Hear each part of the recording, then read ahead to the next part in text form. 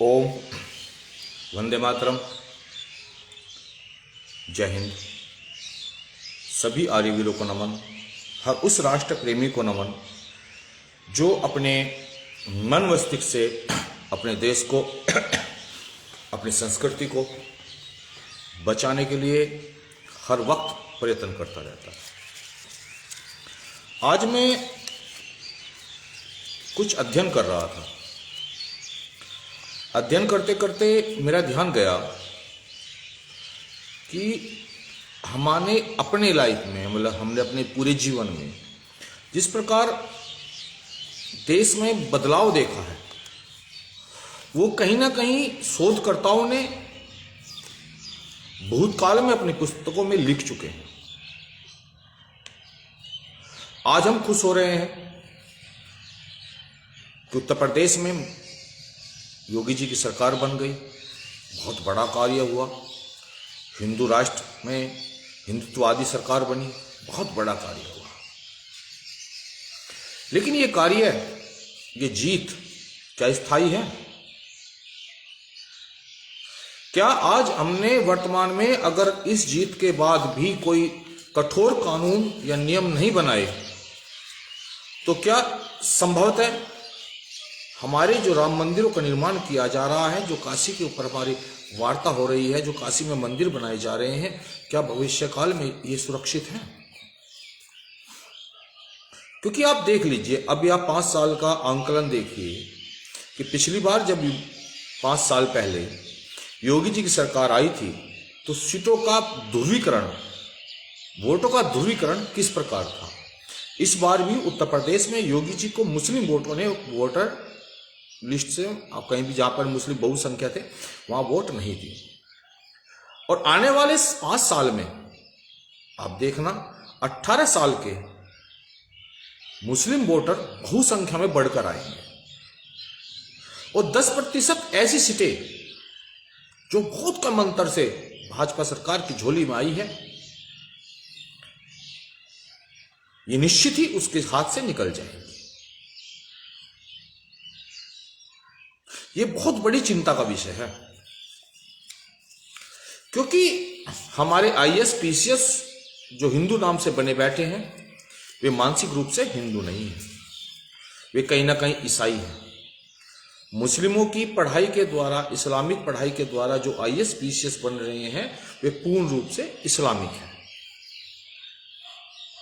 हिंदू तो IAS PCS भी नहीं है, हिंदू तो नेता भी नहीं है, किंतु ये लोग जब भी नेता बनते हैं या आईएएस पीसीएस बनते हैं या सरकारी कार्यों में जाते हैं तो पूर्ण रूप से इस्लामिक हैं। और ये मैं नहीं कहता, ये आंकड़े बोलते हैं। जनसंख्या परिवर्तन पर 2005 में समाजशास्त्री डॉक्टर पीटर हेगर ने एक बड़ा गहरा शोध किया था। एक उनकी पुस्तक आई थी। इसके साथ ही द हज के ऊपर भी एक पुस्तक लिखी गई थी। उनका नाम था विलियन यूरिन। आप इनकी पुस्तकों के जब आप पढ़ोगे तो आप इनको देखोगे कि उनके जो शोध हैं और उनका जो निष्कर्ष है वे बड़े महत्वपूर्ण हैं। और ये जो उनके शोध या 2005 में जो उन्होंने लिखा द हज में, इनके जो शोध है, जो उनका जो निष्कर्ष है, ये आपके आसपास भी घटित होता आपको निश्चित रूप से दिखाई देगा। उनके शोध के अनुसार जब भी मुस्लिम संख्या किसी देश में 2% के आसपास रहती है, वहां पर मुस्लिम बहुत ही प्रिय, शांति प्रिय, भाईचारा निभाने वाला, कानून को पसंद करने वाला, उस देश के संविधान के अनुसार चलने वाला, शांति प्रिय व्यक्ति बनकर रहता है। उसको ना तो किसी से कोई शिकायत होती और ना ही वो किसी को विशेष शिकायतें करने देता। वो कोई ऐसा कार्य भी नहीं करता जहां से उसको कोई शिकायत करे। ऐसे बहुत देश आज के आपके पास हैं जहां इस मुसलमानों से किसी को कोई दिक्कत नहीं है, जैसे चीन है, अमेरिका है। चीन, अमेरिका, ये वे देश हैं जहां पर बहुत कम संख्या में मुस्लिम हैं और इनको कोई शिकायत भी नहीं है। और क्यों? क्योंकि इनका अपना जनसंख्या बल बहुत कम है। लेकिन धीरे धीरे जैसे ये आप समझ लीजिए कि 2% से ज्यादा होते हैं, जब इनकी परसेंटेज 2 से ज्यादा आ जाती है, यहां भी लोग अपने अपने धर्म की मांग करने लगते हैं।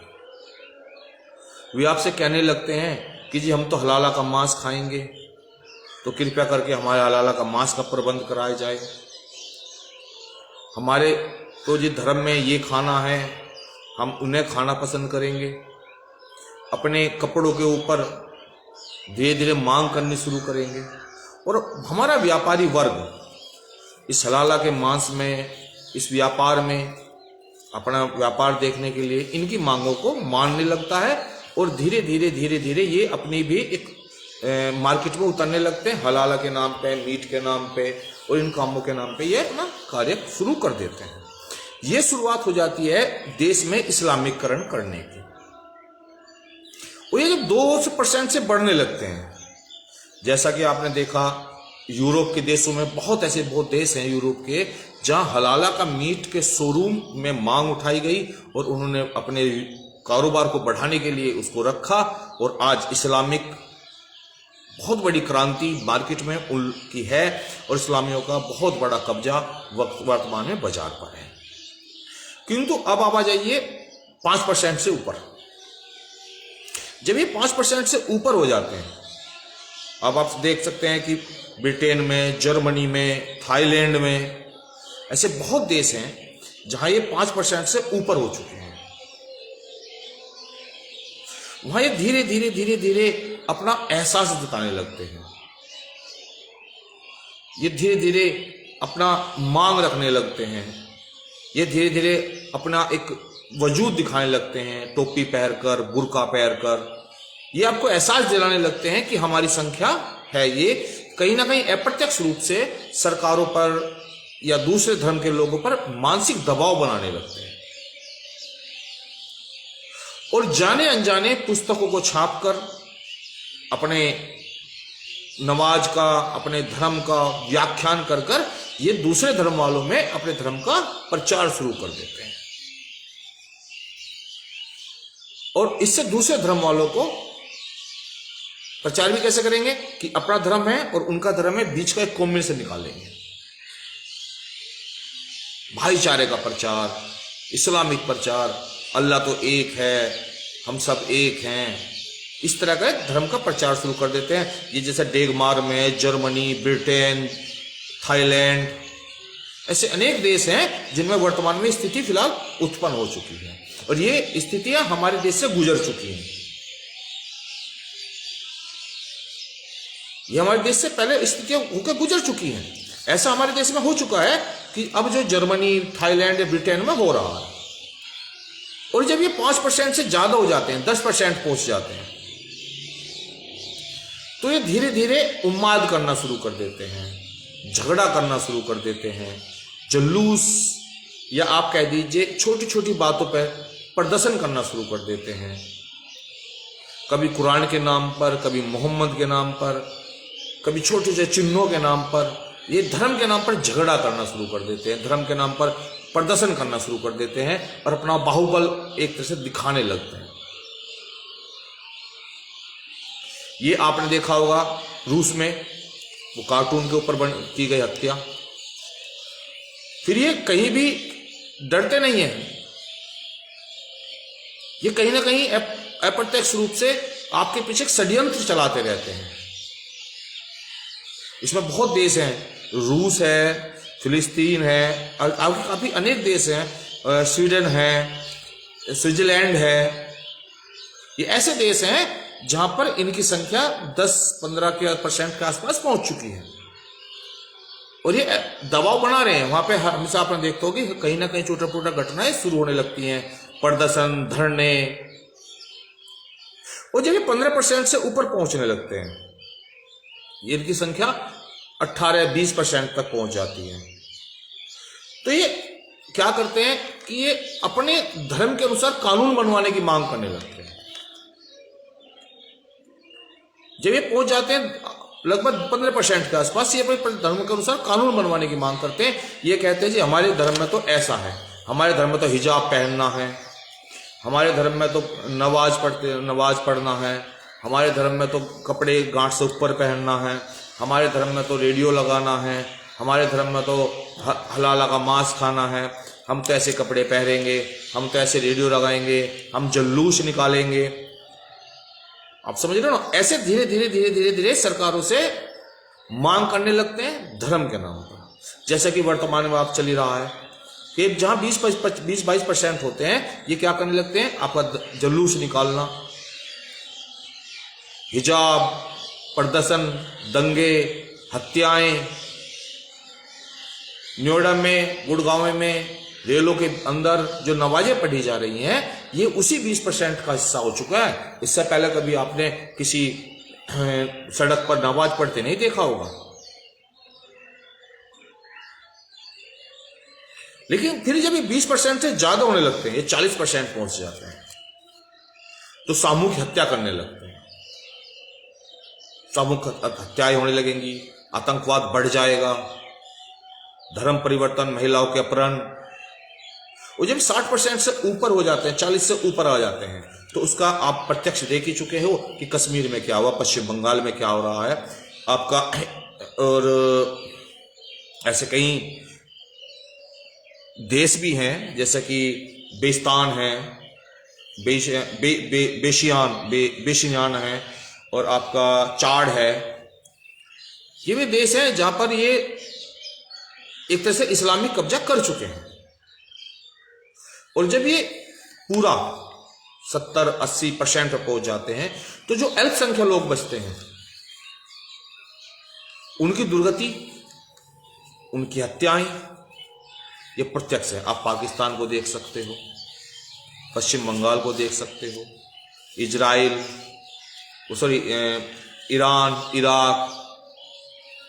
ईरान है, इराक है, आपका सऊदी अरब है, ये वहां इस्लामिक कानून लागू कर देते हैं। अब आप सोचिए कि इनमें से कौन कौन सी घटनाएं आपके देश में घटित हो चुकी हैं। 1947 में धर्म के नाम पे पाकिस्तान की मांग की गई, और धर्म के नाम पर मुसलमानों को एक देश दे दिया गया, पाकिस्तान। दुर्भाग्यवश इस देश में उस वक्त की सरकार ने भारत को हिंदू राष्ट्र घोषित नहीं किया, और मुसलमानों को इस देश में रोक लिया गया। बहुत बड़ा नरसंहार हुआ, उसका खामियाजा भी हिंदुओं ने भुगता। और 1947 से लेकर सन 2022 तक ये सभी परिवर्तन जो मैंने आपको बताए हैं, 2% से लेकर 25% तक के, ये आपको अपने आसपास दिखाई दे रहे होंगे। आप देखिए जिन जिन प्रदेशों में या जिन जिन शहरों में इनकी संख्या 35 से 40% हो चुकी है, वहां पर ये आपको मंदिरों में रेडियो तक नहीं बजाने देते, ये आपके धार्मिक स्थलों को तोड़ने लगते हैं, आपके मंदिरों को नहीं बनने देते, आपके रेडियो को नहीं बजने देते। ये स्कूलों में अपना उर्दू लागू करने की कोशिश करते हैं।